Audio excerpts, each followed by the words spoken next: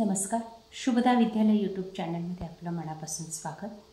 आज आपण इयत्ता 9वीच्या वर्गाचा विज्ञान व तंत्रज्ञान भाग 1 या विषयाचा तास घेणार आहोत आणि या तासाला आपण विज्ञानाची द्वितीय घटक चाचणीची प्रश्नपत्रिका आपण या ठिकाणी उत्तरासहित सोडवणार आहोत.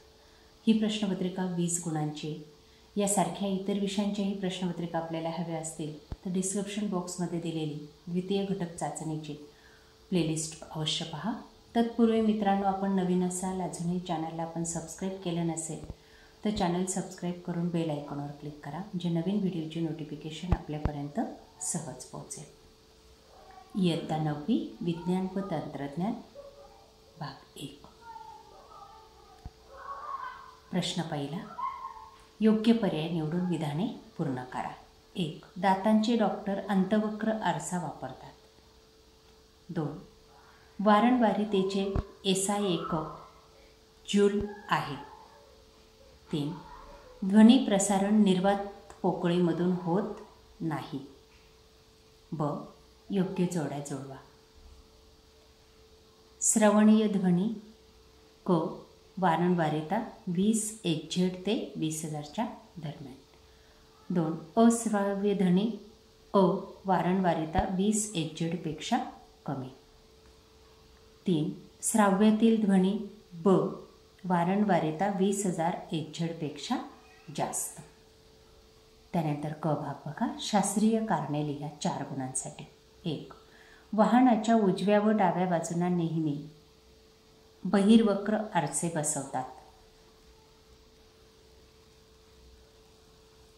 बघा त्याचं उत्तर. वाहनांच्या बाहेरील उजव्या व डाव्या बाजूला बहिर्वक्र आरसा बसवल्यास वाहन चालकात त्याच्या मागील वाहनांची लहान तसेच स्पष्ट प्रतिमा दिसते. त्यामुळे वाहनांच्या बाहेरच्या उजव्या व डाव्या बाजूला बहिर्वक्र आरसा बसवलेला असतो. 2.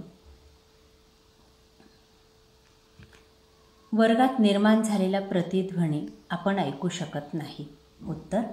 प्रतिध्वनी सुस्पष्ट ऐकण्यासाठी तापमानाला ध्वनीच्या स्रोतापासून परावर्तनशील पृष्ठभागापर्यंतचे कमीत कमी 22°C अंतर असते.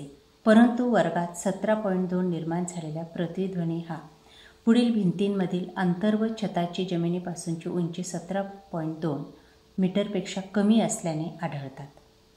या कारणाने वर्गात निर्माण झालेला प्रतिध्वनी ऐकू येत नाही. पुढचा प्रश्न. खालील प्रश्न सोडवा. अंतर्वक्र आरशाचे उपयोग लिहा. उत्तर. अंतर्वक्र आरशाचे उपयोग. टॉर्चेस आणि हेडलाईट्समध्ये, फ्लड लाईट्समध्ये, प्रोजेक्टर लॅम्पमधील परावर्तक आरसे, सौर उपकरणांमध्ये उष्णता प्रारणे गोळा करण्यासाठी दाढीचा आरसा, दंतवैद्य आरसा, सौरभट्टी हे इत्यादी आरशाचे उपयोग आहेत. 2. निताला वीज चमकल्याच्या 4 सेकंदानंतर विजेचा आवाज ऐकू आला तर वीज नितापासून किती अंतरावर चमकली असेल? ध्वनीचा वेग बरोबर 340 ms. बघा ते उदाहरण या पद्धतीने सोडवलेले आहे. आणि निताला वीज नितापासून 1360 मीटर अंतरावर असेल. पुढचा प्रश्न टिपा लिहा. 1. सोनोग्राफी. सोनोग्राफी तंत्रज्ञानामध्ये श्राव्यातील ध्वनी तरंगाचा उपयोग शरीरांतर्गत भागाच्या चित्रनिर्मितीमध्ये केला जातो. यांच्या सहाय्याने सूज येणे, जंतुसंसर्ग तसेच वेदनांची कारणे याचा शोध घेता येतो. पुढचं. प्रकाशाच्या परावर्तनाचे नियम.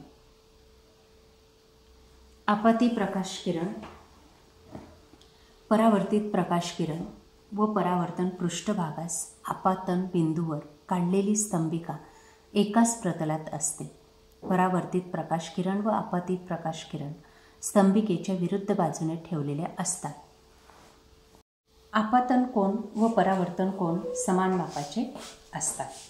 अशा प्रकारे विद्यार्थी मित्रांनो, आज आपण इयत्ता 9वीची द्वितीय घटक चाचणीची प्रश्नपत्रिका आपण या ठिकाणी उत्तरासहित सोडवलेली विज्ञान तंत्रज्ञान भाग 1ची. यानंतर आपल्याला विज्ञान भाग 2ची ही प्रश्नपत्रिका हवी असेल, सेमीची हवी असेल तर डिस्क्रिप्शन बॉक्समध्ये दिलेली लिंक ओपन करा. थँक्यू.